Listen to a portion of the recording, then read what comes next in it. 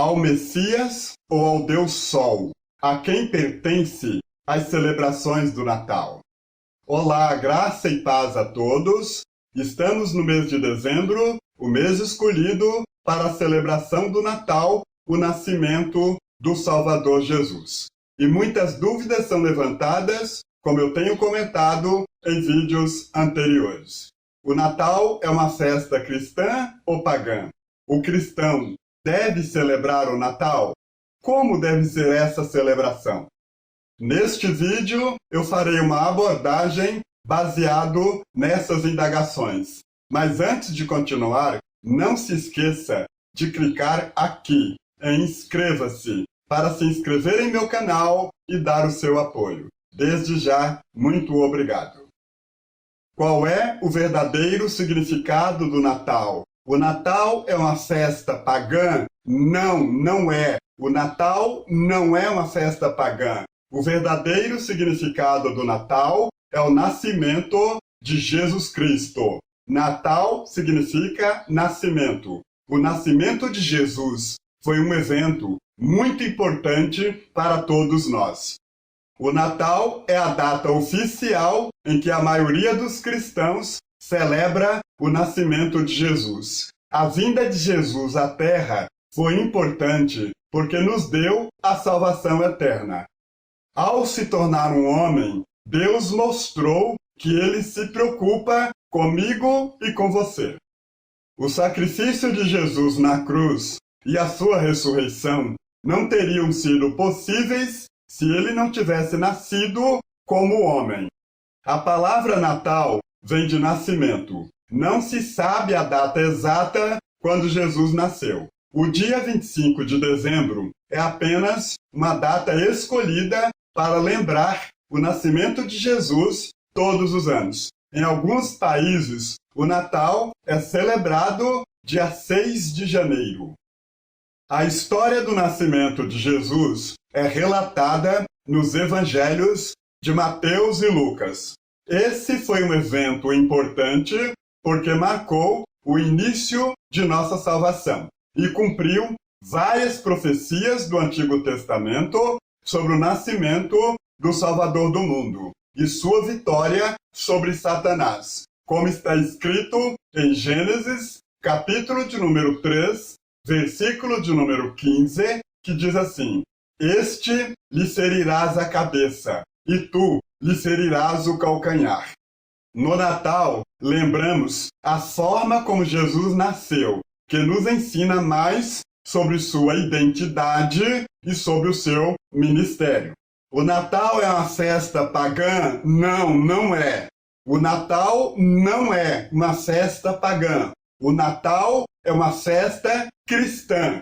O Natal hoje não tem nenhum significado pagão, mesmo com todo o enfoque no materialismo e na chamada magia do Natal. O Natal originou-se do nascimento de Jesus, e mesmo com o desvio de alguns para o foco comercial, continua a ser principalmente sobre a vinda de Jesus Cristo.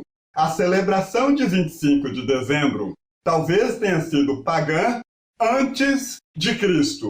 Assim como a cruz, que antes de Cristo era um símbolo de tortura e maldição, e se tornou num símbolo de esperança e salvação. A celebração de 25 de dezembro, ainda que tenha algumas origens pagãs, teve o seu significado mudado com o nascimento de Jesus Cristo. O importante é o que significa agora. O apóstolo Paulo diz em 1 Coríntios, capítulo de número 8, versículos 4 ao 6, o seguinte: Assim que, quanto ao comer das coisas sacrificadas aos ídolos, sabemos que o ídolo nada é no mundo, e que não há outro Deus senão um só. Porque, ainda que haja também alguns que se chamem deuses, quer no céu, quer na terra, como há muitos deuses e muitos senhores, todavia, para nós, há um só Deus, o Pai, de quem é tudo e para quem nós vivemos, e um só Senhor, Jesus Cristo, pelo qual são todas as coisas e nós por ele. O apóstolo Paulo nos diz neste texto que o ídolo nada é no mundo. Como podemos atribuir importância a um Deus pagão que foi celebrado há milhares de anos atrás, se o ídolo não é absolutamente nada? Como podemos abandonar um evento tão significativo que é o nascimento de Jesus Cristo em função de nada? Da mesma forma como a celebração de 25 de dezembro se tornou uma festa cristã, pode se tornar novamente numa festa pagã se esquecermos o seu significado, o nascimento de Jesus Cristo. Podemos aproveitar o Natal para agradecer a Deus pelo grande presente que é Jesus, como está escrito em 1 de Coríntios, capítulo de número 15, versículo de número 57. Mas graças a Deus que nos dá a vitória por nosso Senhor Jesus Cristo, é importante celebrar o Natal.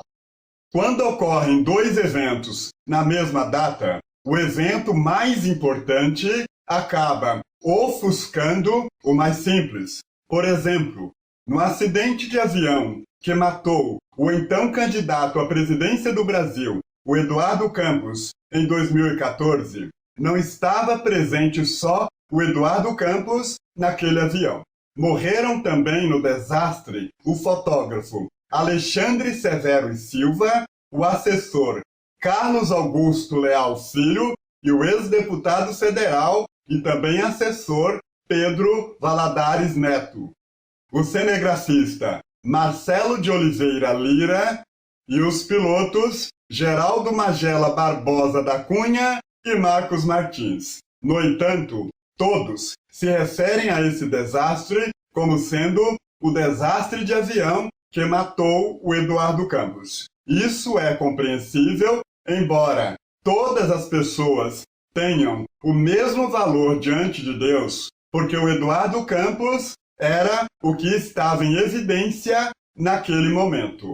O atentado no Rio de Janeiro, que matou a então vereadora, a Marielle Franco, matou também o motorista dela, o Anderson Pedro Gomes, que dirigia o carro. No entanto, todos se referem ao atentado que matou a vereadora Marielle Franco, embora os dois tenham o mesmo valor diante de Deus, porque naquele instante ela era a pessoa em maior evidência.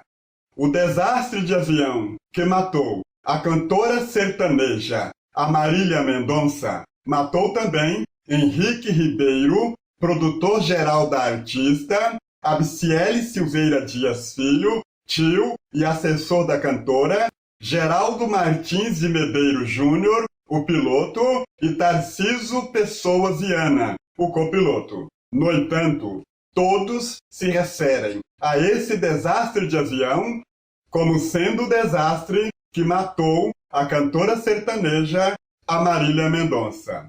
Você me pergunta, Pastor Carlos, o que o senhor quer dizer com essas citações? Eu quero dizer o seguinte: alguns afirmam ser o Natal uma festa pagã porque o seu início e origem surgiu na antiga Babilônia de Nimrod, neto de Cão, filho de Noé. Segundo alguns, foi o verdadeiro fundador desse sistema de competição organizado através de impérios e governos pelo homem, baseado no sistema econômico de competição e de lucro. Nimrod, segundo alguns, construiu a Torre de Babel, a Babilônia primitiva e a antiga Nínive e muitas outras cidades. Ele organizou o primeiro reino deste mundo. É descrito na Bíblia como o primeiro homem a ser poderoso na terra. Segundo a lenda, Nimrod era tão perverso que casou-se com a sua própria mãe, cujo nome era Semíramis. Depois de sua morte prematura, sua mãe esposa propagou a doutrina maligna da sobrevivência de Nimrod como um ente espiritual. Ela alegava que um grande pinheiro havia crescido da noite para o dia de um pedaço de árvore morta que simbolizava o desabrochar da morte de Nimrod para uma nova vida. Segundo a lenda, todo ano, no dia do seu aniversário de nascimento, ela alegava que Nimrod visitava a árvore sempre viva e deixava presentes nela. O dia de aniversário de Nimrod era 25 de dezembro, e por esse motivo, alguns afirmam ser o Natal uma festa pagã.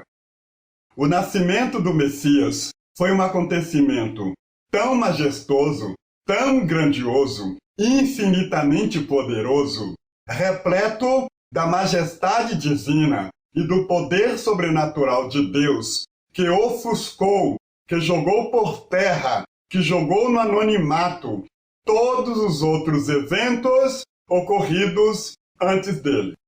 Tão ímpar e singular que a história foi reorganizada em antes e depois de Cristo. O que era maldito em Cristo se tornou bendito. A cruz, por exemplo, maior símbolo do cristianismo hoje, era um instrumento de maldição que espalhava maldição. A cruz, antes de Cristo ser crucificado, era um símbolo de sofrimento horrível, cruel e vergonhoso. O condenado à cruz era obrigado a carregar o objeto da sua própria destruição. Quem morria na cruz sofria uma tortura lenta e morria devagar. Alguns condenados chegavam a agonizar na cruz por 36 horas, mas geralmente não passava de 9 horas. Em 6 horas, Jesus se bateu na cruz, olhou para o céu, entregou seu espírito a Deus, abaixou a cabeça e morreu. As dores da morte de cruz eram intensas. As artérias da cabeça e do estômago ficavam grossas de sangue. O sangue começava a escorrer pela cruz até formar uma poça diante da cruz. Era comum os condenados sofrerem febre traumática e tétano. Quando a vítima demorava muito para morrer, as pernas eram despedaçadas, com golpes de madeira ou martelo. O próprio nome cruz era motivo de vergonha, de descaso, de desprezo, de culpa e humilhação. Jamais existiu instrumento com tamanha maldição. Foi o imperador Cícero quem declarou: o próprio nome cruz deveria ser excluído não somente do corpo, mas também dos pensamentos, dos olhos e dos ouvidos dos cidadãos romanos. Para que alguém jamais visse a cruz, jamais ouvisse o nome cruz, fosse pregado na cruz ou pronunciasse o nome cruz. A morte de cruz era uma execução reservada aos criminosos mais cruéis. Foi o imperador Constantino quem aboliu a morte de cruz em 300 depois de Cristo, após a sua conversão ao cristianismo. Se você não celebra o nascimento de Jesus, porque essa celebração ocorre numa data dedicada a Nimrod, deus pagão que foi cultuado há milhares de anos atrás. Você está dizendo, com essa atitude, que a grandeza do nascimento do Messias e todos os eventos envolvendo o cristianismo, como a morte e ressurreição de Cristo, sua ascensão ao céu e salvação de milhões ao redor do planeta, foram insuficientes para ofuscar, para apagar, para jogar por terra, jogar no anonimato o culto a esse falso Deus, chamado Nimrod, o Deus Sol, que continua vivo no seu coração e na sua mente. Que pena que diante de algo tão belo e grandioso quanto o nascimento de Jesus Cristo, o seu ministério, sua morte e ressurreição, sua ascensão ao céu, a salvação de milhões ao redor do planeta, você prefira se apegar a algo tão pequeno, tão insignificante. Você está tornando imundo o que o próprio Deus santificou, como o próprio Deus afirmou em Atos 10, se referindo aos animais imundos que o apóstolo Pedro não queria comer. Eu só tenho a lamentar a sua atitude e ter pena de você. Pena por abandonar uma celebração por um motivo tão ímpar e impactante por causa de um ídolo que não representa absolutamente nada. Por hoje eu fico por aqui. Muito obrigado por sua companhia e atenção nesse vídeo. Até o próximo. Um abraço.